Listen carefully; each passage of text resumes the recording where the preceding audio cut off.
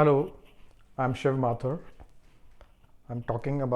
Today I'm going to talk about illusion. Why do we call this world as an illusion? So, during a spiritual discussion, we always say this world is an illusion. So, what do you mean by that? And so, let's try to understand this. This world is there. This world is there in this physical form. There are buildings, there are roads, there are trees. So many physical things are there, but still we say it's an illusion. So how do you accept that? How can you say this is an illusion? You are there in front of me. I'm talking to you. Are you an illusion? So what happens is, when there are some things written somewhere in a book, or some yogi said something, or some saint said something, how do we interpret it? So let's hear me out. What is my interpretation of word illusion? So now there is another thing called we create our own world. Now there are two worlds. One is the real world, and one is the world which we create. So what is the real world? And what is the world which we create? Is this world not real, where we are living, and where there are so many objects? Is this not real? This is real. This is temporary, but this is real. This is perishable. The real world is which God has created. That's the real world. Now that's the physical world also. But the real world is consciousness. That is a true being. We are not this. We are this body, but we are not this body. This body is an illusion. Now, so what do you mean by this body is an illusion? It is there. God has created it. God has created this whole universe. So this is a physical world, and then there is a world which is invisible. So consciousness is invisible. It cannot be defined. It cannot be quantified. It can only be experienced, and through experience only you can understand that we are consciousness. We are not this. We are the body also. The consciousness comes into the body, and through this body we are supposed to realize the consciousness, the purpose of life. Recently somebody asked me, can you make a video on purpose of life? So here I have covered this, spoken about purpose of life in many videos. So one of the core, or I think that's the core purpose of life, is that the consciousness comes into the body, the physical body, and then we are created. And through this body only we will recognize our own consciousness. Consciousness itself cannot recognize itself, but we come into the body to recognize our own self through this body. And that is the whole purpose, that we should be aware, or it's not, I won't say that we should recognize. We should be always aware of our own true self, which is consciousness. We are consciousness. So there are two parts. One is the physical body, and there is a non-physical body, which is, or we call it mind, but it's actually the consciousness. So when any physical form which has been created gets its prana, the consciousness comes into it, and then it's activated, and it lives for a particular period of time. So that's how the creation happens, and life is infused, and every element has energy in it. So now I'll come back to the illusion. Why do we call this world as an illusion? Illusion, though there is a physical world, so we forget the real world. We forget our true self. We forget a true being. We forget that we are consciousness. So we are constantly looking externally for happiness. So at this point of time, when we feel that what we see is actually going to give us happiness, and we get attached to those external beings which are perishable, and we forget our true self, we become unaware of our true self, consciousness, that's where the problem comes. So we actually create another world. What do you mean by create another world? This world is already there. But for me, suppose I am thinking of, suppose I have not traveled to few countries, suppose. So those countries really don't really exist in my world. Means what's going on in your mind is your world. If your mind is, if you are connected to your inner soul, if you are connected to the consciousness, if you are aware of the consciousness, your being as a consciousness, then you are not seeking externally. So then you are not in that world. You stay within yourself. Okay, but moment you forget your true self and the true nature, you start seeking externally for happiness. So now look how you get moved out from the real being of yourself and you start wandering, your mind starts wandering outside to the external objects. External object is there. Now imagine you react to something, you see something, you ignore something. Whatever you ignore doesn't really impact you and doesn't matter to you. So that doesn't become part of your world. It doesn't exist in your mind. So that's not your world. What's your world, which your mind is creating, is based on your attachments and expectation. And those things come out of desires. And there is a desire, there is a greed, there is selfishness. All these qualities, if they are negative, if they are not good qualities, you're not tuned to your good human qualities, you will start getting distracted towards these things, out of your expectations and desires. So when the desire comes, unnecessary desire comes, then comes attachment and expectations, and then you start thinking about these things out of the outcomes which you based on your desires. Now these thoughts create your world. So you can have in your world your husband, wife, children, mother, father, boss, house, car, this. You may not, suppose you want to buy a particular car, so that becomes part of your world. Other cars may not be part of your world. You can't buy a Rolls Royce, so Rolls Royce will never come into your mind because you completely agree, or that you can't afford to buy a Rolls Royce. So you will actually never even dream of buying a Rolls Royce. I mean, I'm not talking about those who can buy, but generally, so that Rolls Royce will never be a part of your world. So your world will consist of what you want, what you expect, the outcomes, the desires. So that's your world. And now that world, whatever is in that world, is actually out of expectations and desire.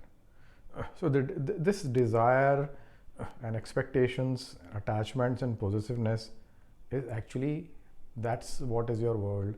That is what is illusion, because these qualities should not be there.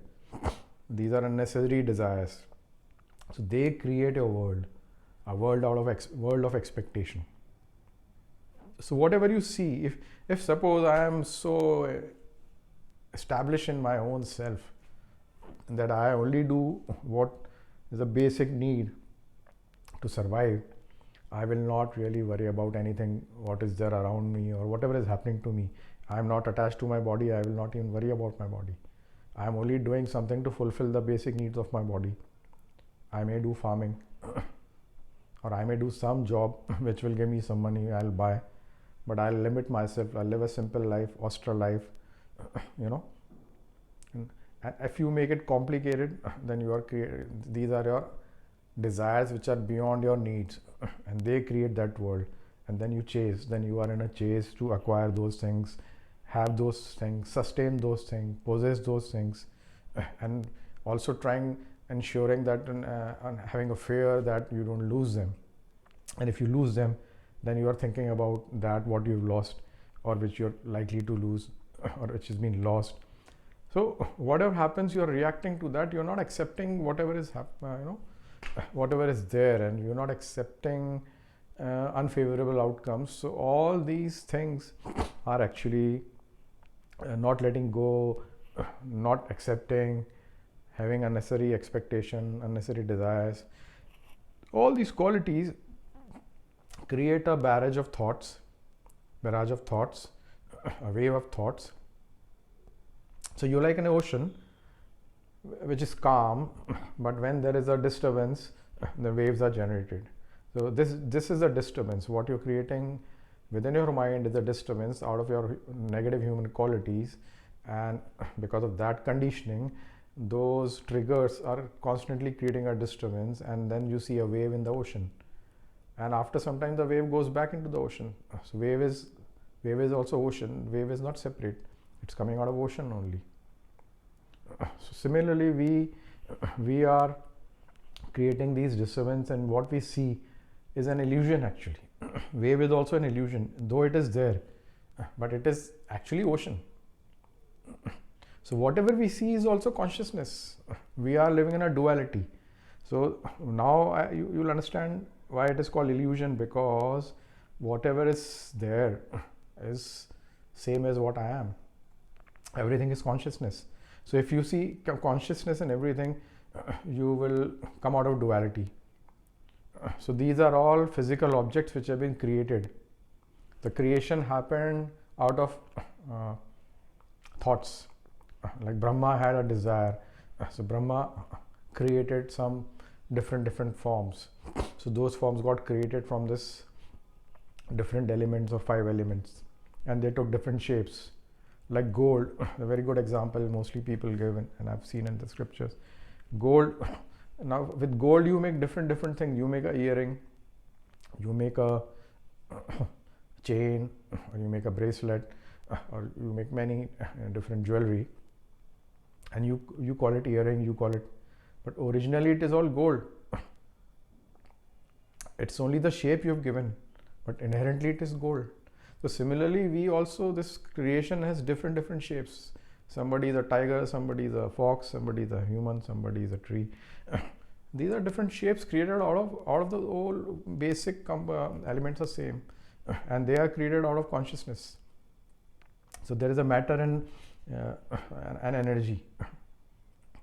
So it's basically, like Einstein's equation. So it's only a transformation which is happening, but the origin is same. The origin is consciousness. So when you realize, if you understand that this whole thing is a consciousness, and these are only different shapes, like I gave an example of the gold and the jewelry. The origin is basically it is all gold only. It's only the shape, different shapes you've given. Now you call it a earring, but originally, inherently, intrinsically, it is all gold. The moment you melt it, it will all become gold. It will lose its shape. The moment it loses its shape, you just don't know what to call it, then you call it gold. It's just a shape. So similarly, everything physical which we see is just a shape, but inherently, it's all the same. It's just pure consciousness.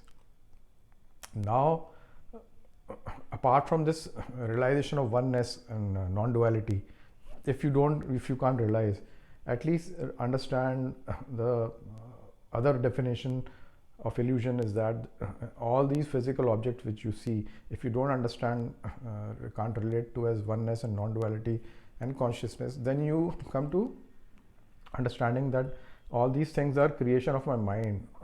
All whatever comes in my mind becomes my world, and this world is illusionary because it's all based on different my desires and expectation, possessiveness, ego and selfishness, and many negative qualities.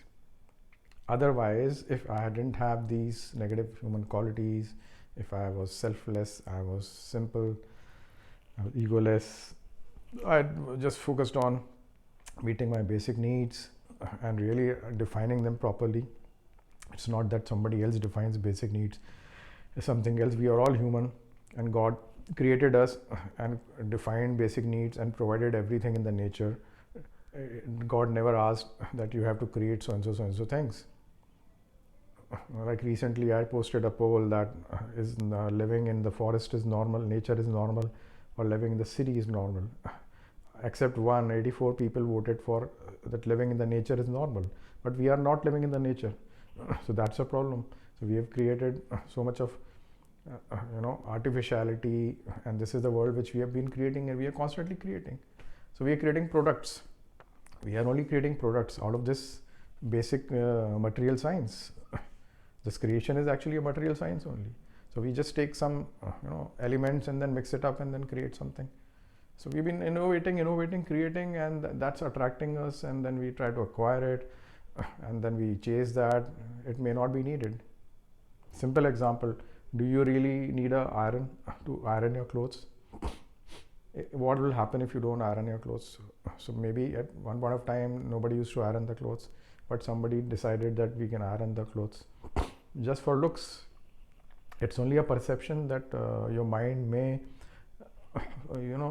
say that the pressed clothes are looking great, but should you be looking at somebody's clothes, what he's wearing? Yeah, whatever you wear should be neat. I mean, hygiene has to be there. How does it matter what you're wearing? What actually matters is what is your face reflecting? Is your face reflecting happiness, content, and confidence, fearless? Does it reflect that? Or you are trying to camouflage with clothes and this and that? So this is artificiality, and this is an illusion which you're trying to create. God actually didn't even create clothes, but slowly probably we evolved and we kept on creating our mind, and why we evolved like this, and why we had desires, and why we kept creating this illusion and more illusion, more and more illusion. We are actually on a runway to create illusion only. We are creating more and more illusion. We created so many things which are not needed. So there are so many products in the market which are really not needed. And if you go to a mall, if you are living in an illusionary world, you will be constantly distracted towards these whatever is being showcased. And a person who's realized consciousness, a person who's realized this illusion, person has understood these are all greed, coming out of greed, he will have no interest left in these things. For him, this world will disappear actually. Like suppose in my mind nothing comes. In my mind, neither the mall comes, nor clothes come, nor restaurants come. My mind is free from all this. So for me, this world does not really exist. For me, it doesn't matter how I travel. I will see what is available and I use that. It's all about availability. So what's available, use that at that point of time, and don't worry what you can go by flight, you can go by train, you can go by bus, you can do anything. Like if I had a scooter and I had to go to Pithoragarh from Vrindavan, I realized everything else was complicated. I just rode my scooter from Vrindavan to Pithoragarh, 400 kilometers. It didn't make any difference to me. People say, oh, you went so far on a scooter in the mountains. I said, yeah.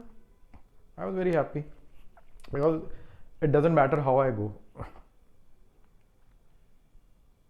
And there are so many myths that only car is comfortable. So I've been driving a scooter after 25 years, and I realize it's a nice scooter, but a powerful scooter. But I realize this scooter is more fun. And at 57, I am 56. I am riding a scooter and 400 kilometers, 300 kilometers non-stop. I go to the foothills, stop, stay overnight. In the morning I start, because driving in the night in the mountains is not very advisable. And obviously I was tired after 6 hours of riding non-stop. So it's all, we create our own world. We create a world that I want to travel like this. So you are trying to force yourself to travel like this, even though it may not be suitable for you. So you really don't even know what is suitable. So we create a world because we try to also follow what others are doing. So even if we want to do the way we would be happy, but we just to please others or show to others, we are trying to follow them, and then we try to do those things. So we create our own world. So all this is being created out of desires, so society norms, so-called social norms, these modern norms, changing, modification, modern society, modern this and that. So this is what the capitalist, the consumerist society. So the whole world which we are creating is out of our own greed only. If the greed is gone, if the selfishness is gone, if the basic needs are understood, then the whole world will dissolve. You will go back to the nature. Yogis live on whatever is available in the forest. Initially it looks very difficult, but I lived in the forest for 3 months and I realized the air is so pure, you you don't need to eat much. Whatever comes, whatever is edible, you can eat raw, you can survive on that. I remember meeting one guy ahead of Almora, and I was going to Jageshwar. I was going to meet Tola Ashram. So I was in a jeep, shared jeep, and there was a guy who was sitting behind, and he got talking to me, and he lived in Jageshwar. I think he's a priest. So he said when he was young, he used to go to the forest, thick forest over there, all forest, huge. He said we used to go to the forest, and we used to go quite inside the forest. And he told me the fruits which he found there, which are not available in the market, he said there were some fruits which were so amazing. He said till now I drool over them. I said I never eaten such fruits in my life. So we don't even know what's available, what God has provided us freely. Animals are still living, they don't work, they don't have a job, they don't have any expectation, they live a very well-defined life. Embedded software, they don't go beyond that.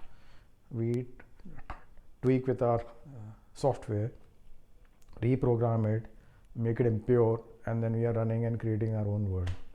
So I hope you understood what illusion is. It's our own creation. Thank you.